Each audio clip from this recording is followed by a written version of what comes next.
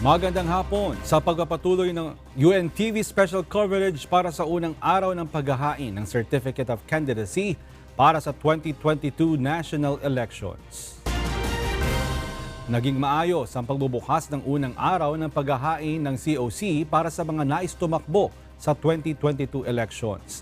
Sinabi ni Commission on Elections spokesperson James Jimenez na nasunod naman ng lahat ang mga itinakda nilang panuntunan, lalong-lalo na ang pagsunod sa health protocols. May ilang pagkakataon lang naman anya na kailangang paalalahanan ng poll officers ang mga tao na iobserba ang social distancing. Ngunit, agad naman itong nasunod. Bantay sarado ng Philippine National Police ang paligid ng Harbor Garden Tent sa Pasay City kung saan isinasagawa ang filing ng Certificate of Candidacy. At upang matiyak ang kaayusan, nagtalaga lamang ng isang lugar para sa mga supporter ng mga nais kumandidato sa 2022 elections.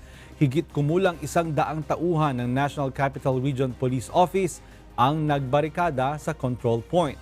Masusing sinisiyasat ng mga pulis ang bawat individual at sasakyang dumadaan dito. Hindi nila pinayagang makapasok ang mga hindi otorisado, kabilang na ang mga taga-suporta ng mga politiko.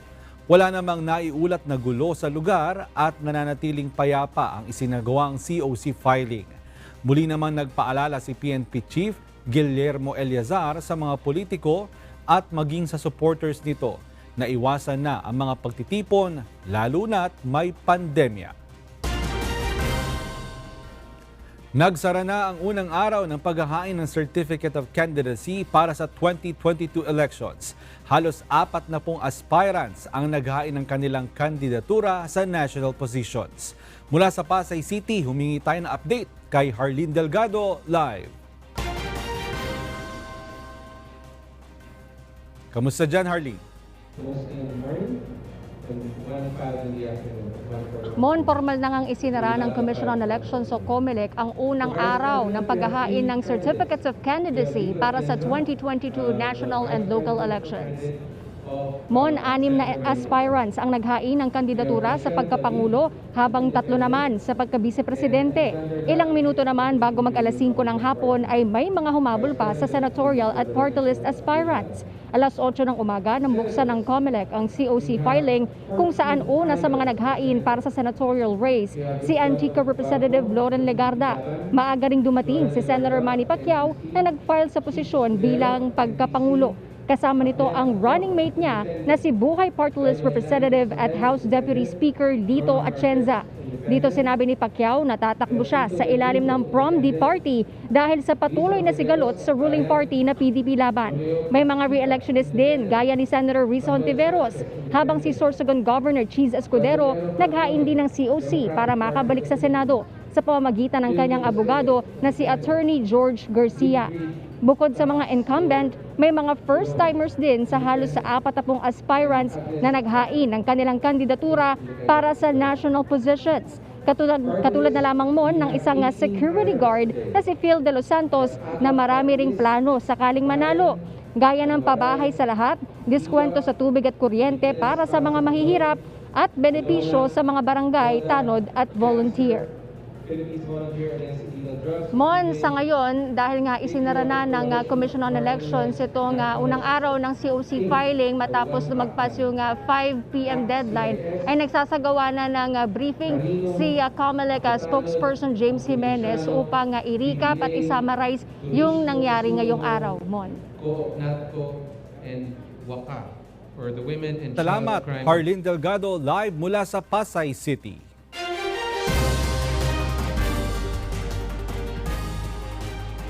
Sa ngayon ay tunghayan po natin ang isinasagawang press con ni Comelec spokesperson James Jimenez dyan po sa may Harbor o Garden, sa may Sofitel, sa lugar kung saan inihahain ang mga COC. As I mentioned earlier today, Senator Loren Legarda was the first to file her candidacy at 8:35 a.m. Now, from the regional offices, we were trying to get in touch with the regional offices, and we're still waiting for the full report from the regions, but it would seem that no untoward incident has been reported. Every office seems to have been very prepared in coordination with the AFP and PNP began in early September. And so a lot of these offices were able to function very smoothly. They opened at 8 a.m. for the reception of COCs, and this is true across the board. Health and safety protocols, for the most part, were strictly observed within the filing venues. Candidates have, as a general rule, observed house rules, and no significant congregation of supporters outside of Comelec offices was observed, not directly outside Comelec offices.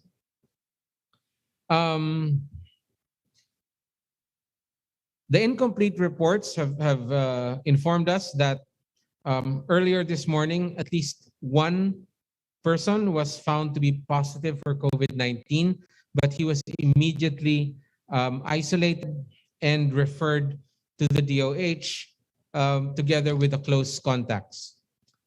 So overall, the first day of filing of certificates of candidacy has been very peaceful and organized. The AFP and the PNP and all other partner agencies were instrumental in helping Comelec institute peace and order in all filing venues nationwide. Comelec is hopeful that our stringent preparations will prepare us for any eventuality, but remain confident that we are off to a good start. Thank you very much. If there are any questions, yes, please. Given na merong pandemic ngayon, yung sa first day ng filing ng COC, masasabi natin bang maganda yung turnout? We don't think that the pandemic is actually an issue here because this is exactly the pattern that we see every time we have filing. No? The first day really doesn't see a lot of filers. The people who file on the first day are the people who make it a point to file on the first day. But for the most part, most candidates really tend to cluster towards the end of the period. And this is especially true now when the end of the period is actually October 7 and October 8, both of which numbers look fairly auspicious. No? So we feel that that's a bigger factor than COVID. Thank you. Yes? Hi, sir. Pat ng UNTV 5. Hi, Sir, Pat. I just have a question on the technicality of substitution. If, Sure. for example, a candidate doesn't meet the October 8 deadline, can he or she still substitute until November 15? Can that person become a substitute for Yes. someone else? Yes. Sir, could you elaborate a little more? If you don't file your certificate of candidacy, that doesn't disqualify you from substituting. See, so even if you miss the October 8 deadline for filing certificates of candidacy, if one of the candidates that did file their COC, they're your party mate, then you can substitute for them, even if you yourself didn't file a certificate of candidacy. So it doesn't really matter. It doesn't matter if you're a candidate or not. The point is, as long as you're a party mate of the person who withdrew voluntarily, then you can substitute them. If, for example, sir, the substitute is from a different party, can she, at the last minute, take oath to the party of the original candidate? We have no prohibitions for that. So technically, that should be allowed. Thank you, sir. Thank you. Right. No more questions? It's been a long first day. Yes, Johnson. Sir, paano po lagi nagiging nag-positive? Saan siya?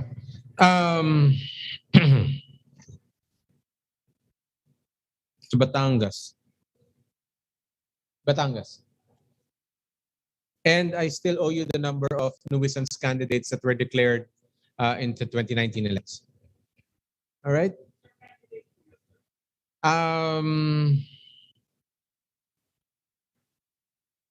No, that was staff. That was staff. Not a candidate. I was asked a question earlier. What happens if the candidate tests positive? The solution really is for that candidate to simply file a COC through a representative. That's allowed. Sorry? No, staff ng office. Staff ng office. Okay. Going once. All right. Thank you very much. And I'll see you all tomorrow. Atin po natunghayan ang bahagi ng presko na isinagawa sa unang araw ng pagtatapos po ng filing ng COC dyan po sa may Sofitel sa Pasay City. At yan ang mga balita sa oras na ito. Patuloy po kayong tumutok sa UNTV special coverage para sa Poll Watch 2022. At para sa iba pang mga balita, maaari kayong bumisita sa aming website, ang untvweb.com. Ako, Simon Hocson, at dito sa UNTV, Diyos ang aming sandigan, serbisyo publiko ang aming pinahahalagahan. Magandang hapon.